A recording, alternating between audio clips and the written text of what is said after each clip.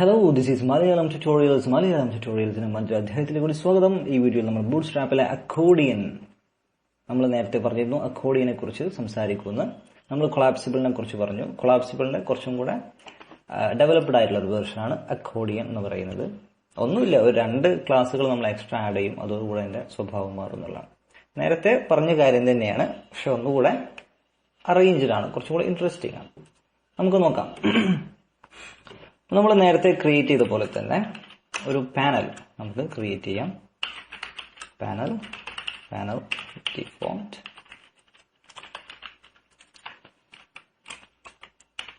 അതിനു മുമ്പ് നമുക്ക് ഇവിടെ ഒരു ടൈറ്റിൽ ആഡ് ചെയ്യാം. ഓക്കെ, ഞാനൊരു കണ്ടെയ്നർ ക്ലാസിന്റെ ഉള്ളിലാണ് ഇതൊക്കെ ചെയ്യുന്നത്. അക്കോർഡിയൻ എന്ന് പറഞ്ഞ ഒരു മ്യൂസിക് ഇൻസ്ട്രുമെന്റ് ആണ്. അത്യാവശ്യം അതിനോട് എന്തെങ്കിലും രൂപത്തിലുള്ള സാമ്യത ഉള്ളത് കൊണ്ടായിരിക്കാം പേരങ്ങനെ വന്നത്. അടുത്തതായി അതിൻ്റെ ഉള്ളിൽ നമ്മൾ പാനൽ ഹെഡിങ് സ്റ്റാർട്ട് ചെയ്തിരുന്നു. പാനൽ ഹെഡിങ്, അതിനുള്ളിൽ നമുക്ക് ഒരു division, class, panel title. Panel title എന്ന് പറയുന്ന ക്ലാസ് എക്സ്ട്രാ തന്നെ ഉണ്ട്, അത് ഉപയോഗപ്പെടുത്തണം. അല്ലെങ്കിൽ ഡിവിഷന് പകരം നമുക്ക് ഒരു H3 ഉപയോഗിക്കാം. H3 class. അപ്പോൾ കുറച്ചുകൂടെ ടൈറ്റിൽ അല്ലേ, അപ്പോൾ കുറച്ചുകൂടെ നല്ല ടൈറ്റിൽ ആയിട്ടുള്ള കുറച്ച് കട്ടിയും കനകൊള്ള ഒരു ഫോണ്ട് കിട്ടും. അതിൻ്റെ ഉള്ളിൽ നമുക്ക് ക്ലിക്ക് ചെയ്യാൻ പറ്റുന്ന ഒരു ലിങ്ക് ആണ് വേണ്ടത്. അപ്പോൾ എ ടാഗ് ഉപയോഗിക്കണം. അതിനുള്ളിൽ നമുക്ക് കുറച്ച് ക്ലാസ്സുകൾ നേരത്തെ ആഡ് ചെയ്ത പോലെ ആഡ് ചെയ്യാനുണ്ട്. ഡാറ്റ ടോഗിൾ, കൊളാപ്സ് എന്ന് പറഞ്ഞ ഒരു ക്ലാസ് നമ്മൾ ആഡ് ചെയ്തു. പിന്നെ ഡാറ്റ പാരന്റ് എന്ന് പറഞ്ഞൊരു ക്ലാസ് നമ്മൾ ഇതിൽ ആഡ് ചെയ്യേണ്ടതുണ്ട്. അതാണ് അക്കോർഡിയൻ. ഓക്കെ, അക്കോർഡിയൻ, കോഡിയോ എന്നാണ്, കോഡിയോൺ. പിന്നെ HREF എന്ന് പറയുന്നത് നമ്മൾ നേരത്തെ ഡാറ്റ ടാർഗറ്റിന് പകരമായിട്ട് ഉപയോഗിച്ചിരുന്ന സാധനമാണ്.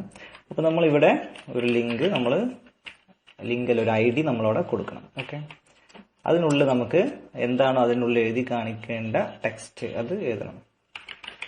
First panel. ഓക്കെ, അപ്പൊ ഇങ്ങനെ ഒരു സാധനം നമ്മൾ ഉണ്ടാക്കി. ഇനി ഇതിന്റെ പ്രിവ്യൂ എടുത്ത് നോക്കാം. പ്രിവ്യൂ എടുത്ത് നോക്കുമ്പോൾ കോഡിയോൺ ഫസ്റ്റ് പാനൽ എന്ന് നിങ്ങൾക്ക് ഇവിടെ കാണാം. ഓക്കെ, പ്രത്യേകിച്ചൊന്നും സംഭവിക്കുന്നില്ല. നമ്മൾ മുകളിലത്തെ ഒരാളെ മാത്രമേ ഉണ്ടാക്കിയിട്ടുള്ളൂ. ഇനി താഴെയുള്ള ഒരാളെ ഉണ്ടാക്കണം. അപ്പോൾ പാനൽ ഹെഡിങ് നമ്മളത് കഴിഞ്ഞു. ഇനി അതിന് ചുവടെ നമുക്ക് ഇങ്ങനെ കൊളാപ്സ് ചെയ്യേണ്ട ഭാഗം ഉണ്ടാക്കണം. അത് ഡിവിഷൻ. അതിന് നമ്മളൊരു ID കൊടുക്കും. എന്തായിരിക്കും ID? പാനൽ 1. നമ്മളിവിടെ മുകളിൽ കൊടുത്ത ഈ പേരാണ് ഇവിടെ കൊടുത്തത്.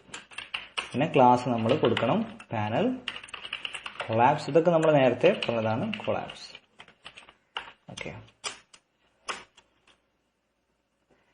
അതിനുള്ളിൽ നമ്മൾ നേരത്തെ ചെയ്ത പോലെ പാനൽ ബോഡി അല്ലെ, നമ്മൾ പാനൽ ഹെഡിങ് ആണ് മുകളിൽ ഉണ്ടാക്കിയത്. ഇനി പാനൽ ബോഡി വേണം.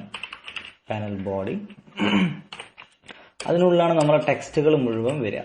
ഓക്കെ, അപ്പോൾ നമുക്കതിന്റെ ടെക്സ്റ്റുകൾ തൽക്കാലം ഒരു ഭാഗത്തുനിന്ന് കോപ്പി ചെയ്യാം. Ctrl+C, Ctrl+V, ഇത്രയും സാധനം അതിൻ്റെ ഉള്ളിൽ കോപ്പി ചെയ്തു. ഇനി എന്തെങ്കിലും ഒരു ടെക്സ്റ്റ് നമ്മൾ കോപ്പി ചെയ്തു. അപ്പോൾ ഡിവിഷൻ നമ്മളിവിടെ പാനൽ ബോഡി ക്ലോസ് ചെയ്തു. അതിന്റെ മുകളിൽ നമ്മൾ എങ്ങനെയും കൊടുത്തു. നമ്മൾ ഇവിടെ തുറന്നു കഴിഞ്ഞാൽ ക്ലിക്ക് ചെയ്ത് കഴിഞ്ഞാൽ ഒരാൾ വരും, വീണ്ടും ക്ലിക്ക് ചെയ്ത് കഴിഞ്ഞാൽ പോകും. ഇത്രയാണ് ഉള്ളത്. ഇനി നമ്മൾ നേരത്തെ ഇതിവിടെ നമ്മുടെ പേജ് റിഫ്രഷ് ചെയ്ത് കഴിഞ്ഞാൽ തന്നെ ഇത് ക്ലോസ് ചെയ്തിട്ടാണ് വരുന്നത്. അത് തുറന്ന് തന്നെ വരണമെങ്കിൽ നമുക്ക് കൊളാപ്സ് കഴിഞ്ഞിട്ട് ഒരു IN എന്നുള്ളത് ആഡ് ചെയ്ത മറ്റൊരു ക്ലാസ്സാണ് ഇൻ.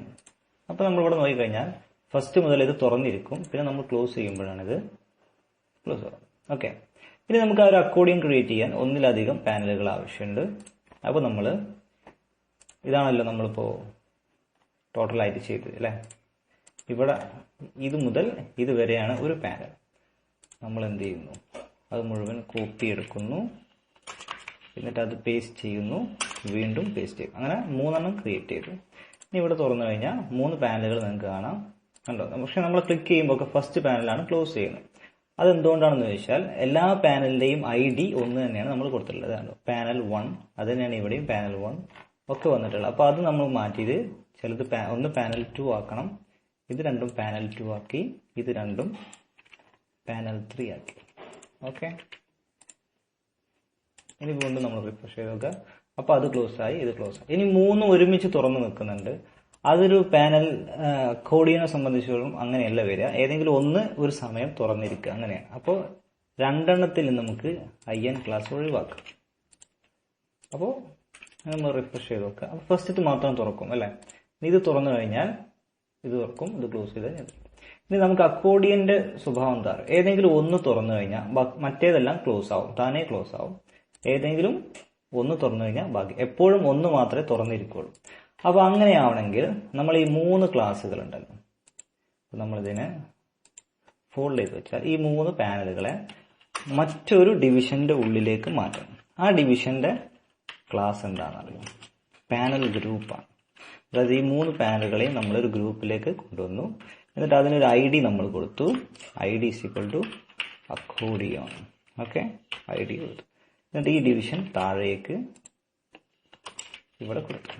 ഓക്കെ, ശരിക്കും പറഞ്ഞാൽ ഈ 3 ക്ലാസ്സുകളും നമ്മളൊരു അക്കോർഡിയൻ എന്ന് പറഞ്ഞ ID കൊടുത്തിട്ടുള്ള ഒരു പാനൽ ഗ്രൂപ്പിന് ഉള്ളിലിട്ടു. ഇവിടെ ID അക്കോർഡിയൻ എന്ന് കൊടുക്കാൻ കാരണം എന്താ? നമ്മളിവിടെ ഡാറ്റ പാരന്റ് അക്കോർഡിയോൺ എന്ന് കൊടുത്തിട്ടുണ്ട്. ആ ഡാറ്റ പാരന്റ് ആണ് ഇത്. ഓക്കെ, അത്രേ ഉള്ളൂ. ഇനി നമ്മളിവിടെ തുറന്നു കഴിഞ്ഞാൽ നിങ്ങൾക്ക് കാണാം, ഒന്ന് തുറന്ന് എടുക്കുന്നുണ്ട്, ബാക്കിയുള്ളത് ക്ലോസ്. ഇത് തുറന്നു കഴിഞ്ഞാൽ ഓക്കെ, നമുക്കൊന്ന് റിഫ്രഷ് ചെയ്ത് നോക്കാം. ഇത് തുറന്നു കഴിഞ്ഞാൽ മറ്റേത് രണ്ടും ക്ലോസ് ആണ്. ഇത് തുറന്നു കഴിഞ്ഞാൽ ബാക്കിയുള്ളത് ക്ലോസ് ആണ്. ഇതാണ് അക്കോർഡിയൻ. ഓക്കെ, ഒരു സമയം ഒരാൾ മാത്രമേ അത് ഡിസ്പ്ലേ ചെയ്യുകയുള്ളൂ. സോ അക്കോർഡിയൻ വളരെ സിമ്പിൾ ആണ്. എന്താണ്, നമ്മൾ ഒരു പാനൽ ക്രിയേറ്റ് ചെയ്യുന്നു, അതിൽ നമ്മൾ എക്സ്ട്രാ കൊടുത്തിട്ടുള്ളത് ഇതാണ്, ഡാറ്റ പാരന്റ് അക്കോർഡിയൻ. ഓക്കെ, അതുപോലെ 3 പാനലുകൾ അല്ലെങ്കിൽ ഒന്നിലധികം പാനലുകൾ നമ്മൾ ക്രിയേറ്റ് ചെയ്യുന്നു. അതിനൊക്കെ അതിൻ്റെതായിട്ടുള്ള ID കൊടുക്കുന്നു. അതെല്ലാം കൂടെ ഒരു പാനൽ ഗ്രൂപ്പിൽ ആഡ് ചെയ്യും. അതിന്റെ പേര് അക്കോർഡിയൻ എന്ന് കൊടുക്കും. അതോടുകൂടെ നമുക്ക് അക്കോർഡിയൻ സിമ്പിളായിട്ട് ചെയ്യാൻ പറ്റും. നേരത്തെ നമ്മളൊരു തലക്കന്ന് ഇങ്ങനെ തുടങ്ങിക്കഴിഞ്ഞാൽ കൺഫ്യൂഷൻ ആവും. പക്ഷെ നമ്മളത് ഇങ്ങനെ വിഭജിച്ച് പീസാക്കി മനസ്സിലാക്കിയാൽ അത് വളരെ സിമ്പിൾ ആണ്. So that's all in this video. അടുത്ത വീഡിയോയിൽ കാണാം. അതുവരെ ഗുഡ് ബൈ.